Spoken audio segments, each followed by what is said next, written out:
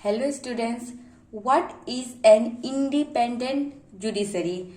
ऐसी जुडिशरी जो किसी पर निर्भर ना हो, जो कि एग्जीक्यूटिव और लेजिस्लेचर जो सरकार पर निर्भर जो जुडिशरी ना करे, वो होता है इंडिपेंडेंट जुडिशरी।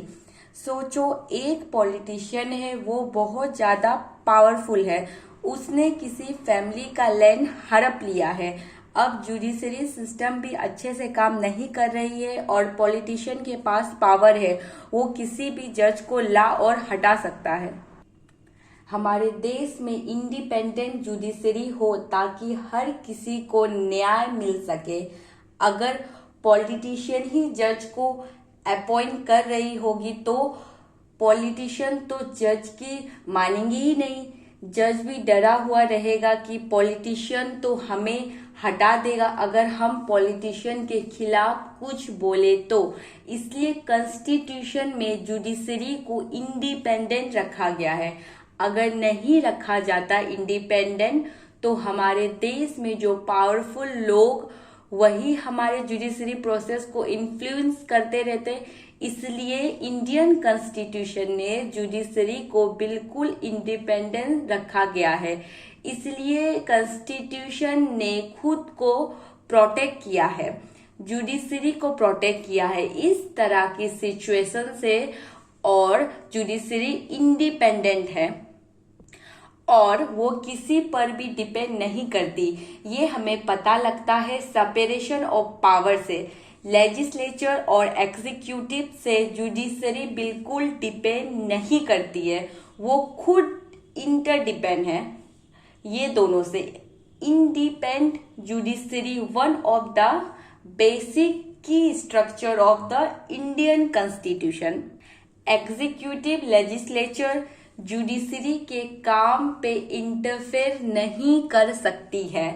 जुडिशरी गवर्नमेंट के अंदर काम नहीं करती है, उससे इंडिपेंडेंटली काम करती है।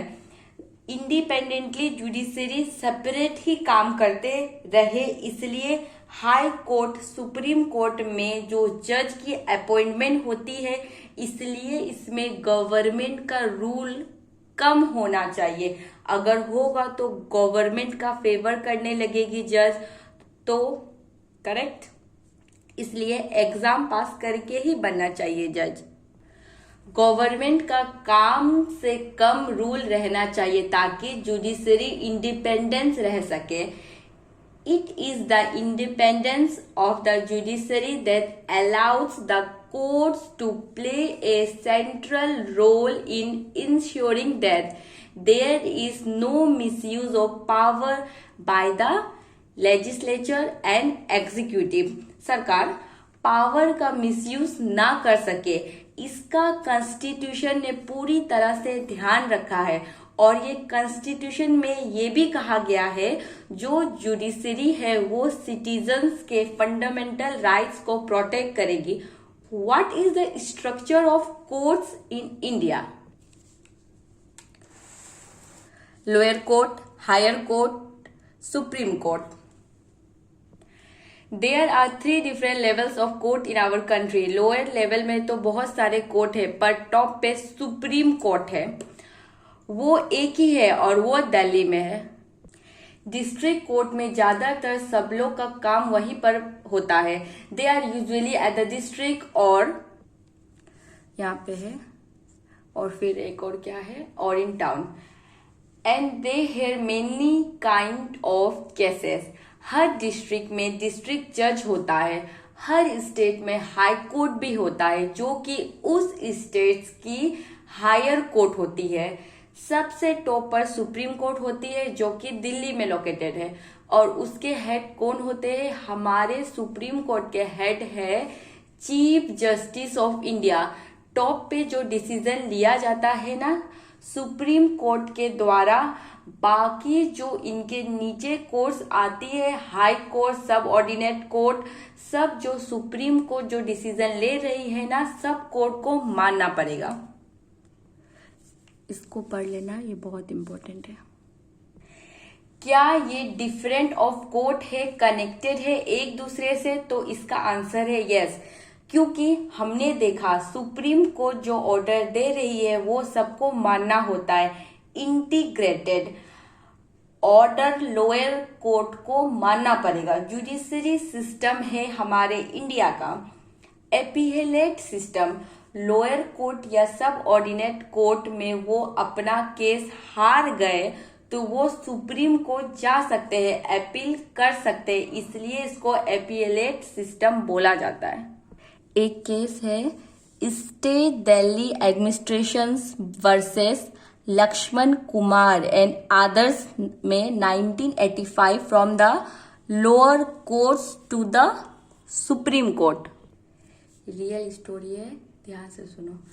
Lakshman Kumar married 20-year-old Sudha Goel and they lived in a flat in Delhi with Lakshman's brothers and their families.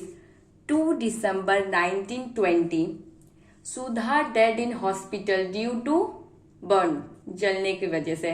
Her family filed a case in court.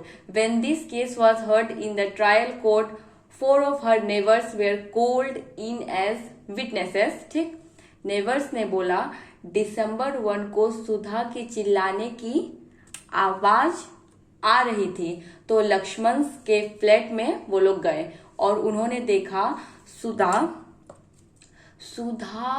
खड़ी थी, साड़ी में आग लगा था। फिर उन्होंने आग बुझाया। सुधा ने बताया सुधा की सास उन पर केरोसिन डाला और सुधा के पति ने सुधा को जला दिया।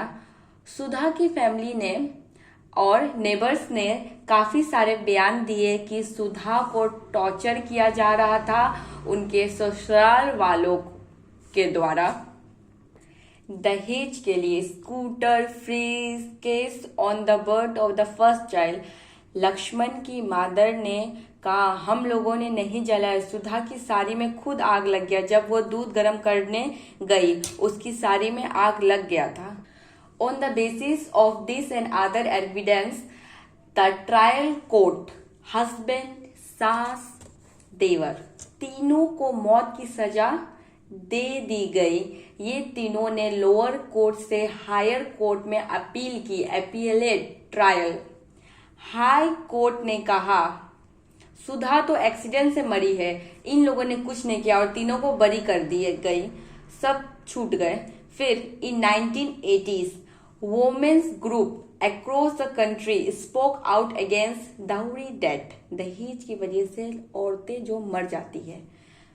कोर्ट के खिलाफ भी काफी नारी आंदोलन हुआ कि किस तरह से औरत के साथ न्याय नहीं किया जा रहा है। दहेज के नाम पे मार दिया जाता है, उनके ससुराल वाले उन पे अत्याचार कर रहे हैं, उनको ऐसे ही छोड़ दिया जाता है या ऐसे ही छोड़ दिया अत्याचार करने वाले। तो ये चीज लोगों के खिलाफ परेशान की। फिर सुप्रीम कोर्ट ने इस केस को फिर ले जाया गया। फिर 1985 में supreme court husband, mother in law, brother in law से केस ले गया सुप्रीम कोर्ट में हस्बैंड, सास और ब्रदर इन लॉ के ऊपर। फिर उम्र कैद की सजा दे दी गई। इन दोनों के अगेंस्ट सबूत प्रूफ हो गया, सुधा के पति और उसकी मां के खिलाफ, पर ब्रदर इन लॉ के खिलाफ कोई सबूत उतना नहीं था तो उसको छोड़ दिया गया। सब ऑर्डिनेट कोर्ट, फिर हाई कोर्ट, फिर सुप्रीम कोर्ट।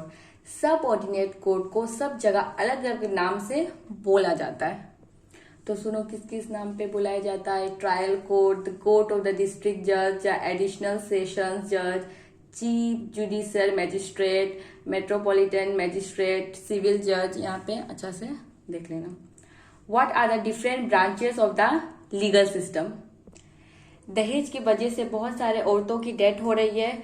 किसी एक लड़की जो जला के मार दिया क्योंकि वो दहेज नहीं दे पा रही थी, शादी में दिया फिर भी बार बार मांग के टॉर्चर कर रहे, नहीं दे पाई है लड़की तो जान से ही मार दे गया। ये अगेंस्ट हमारी सोसाइटी का। चोरी, मार देना, ये सब क्रिमिनल लॉस होता है। कुछ होता है सिविल लॉस, जैसे किसी के बीच जमीन को लेकर झगड़ा हो गया है, मतलब चोट किसी को नहीं लगा है, तो इस तरह के लॉ को, और जैसे डिवोर्स लेना, एडॉप्ट करना, ये सारे के सारे केस सिविल लॉ के अंदर आते हैं। जुडिशरी सिविल लॉ में भी डील करता है और क्रिमिनल लॉ में भी डील करता है। 2006 में डोमेस्टिक वायलेंस एक्ट पास हुआ था, घरेलू हिंसा के खिलाफ कानून बनाया गया था। ये एक सिविल एक्ट है। सिविल और क्रिमिनल लॉ के बीच क्या डिफरेंट है, फटाफट देखते हैं। ओके, क्रिमिनल लॉ, वोमेन को परेशान करना, दहेज के लिए मर्डर, ये सब क्रिमिनल लॉ है। 2, क्रिमिनल केस में FIR लिखी जाती है जिसमें इन्वेस्टिगेशन करते हैं पुलिस। 3, अगर गिल्टी पाया गया तो उसको जेल में डाला दिया जाएगा और फाइन भी लगा दी जाएगी।